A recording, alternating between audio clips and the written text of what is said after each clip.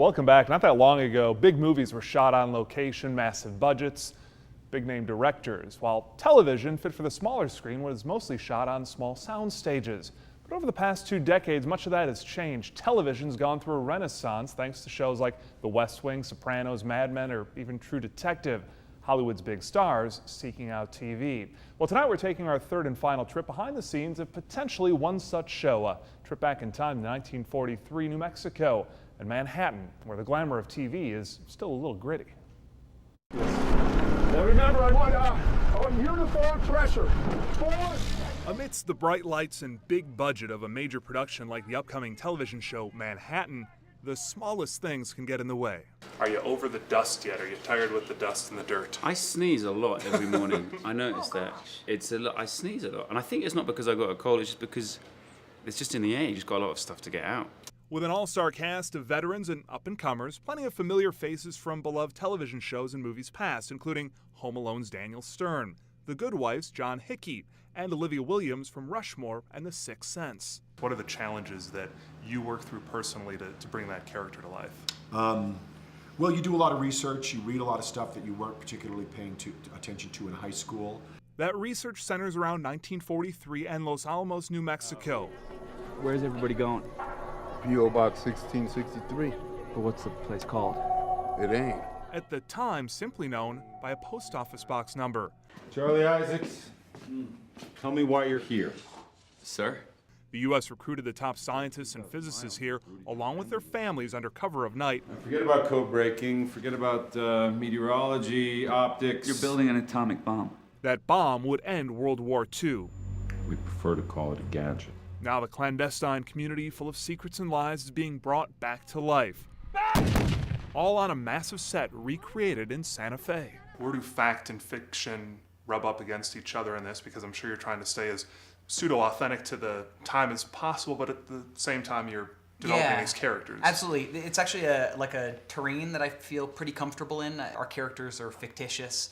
The emotional lives of our characters, ultimately that's what our show is about. It's not about the physics or about the history. What it's about is that character development during that race against the clock to try to save the world. 1 week. There's somewhere in Germany, Hitler's got a town just like this one, full of scientists hungrier than you.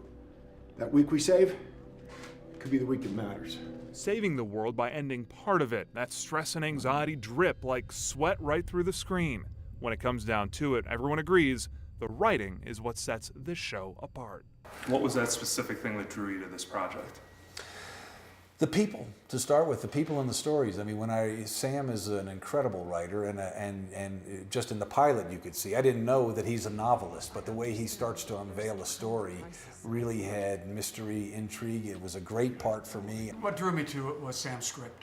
It was very clear. It was like I read Which is what everyone says today, by the way, all day long about the writing. It is. It's absolutely true. I think it's what drew every one of these actors. It was about everything. It was about the world that we live in now. And at the end of that, at the time, it was only a dream to be a part of it. Now you're here. And now I'm here. And Dusty. Yeah. As shooting wraps up on the first season, the cast and crew are starting to look forward to the show's upcoming premiere. I typically get insanely nervous. I find sometimes with TV, it's like we're here shooting and we're in our own little world, and I kind of forget that people are going to watch it. And so then I'm sort of like, oh God, like, but with this, it's actually been quite a different experience. I can't wait for people to watch this. And while they're busy rooting on their new show's success, those with ties to what's sometimes called flyover country are, just like most Midwesterners anywhere, still rooting on their teams back at home. Go Hawkeyes. Go Hawkeyes. Right, there's no question. Iowa. The Chicago guy, Oh, apparently. nice. Yeah. Go Sox. Oh, go Cubs. Cubs, Already exactly. on the wrong foot out of the gate. Cubs. And besides Home Alone, of course, Daniel Stern directed and starred in Rookie of the Year, hence the love of the Cubs there. And writer Sam Shaw attended the writer's workshop at the University of Iowa for grad school, where he met his wife, hence his love of the Hawkeyes.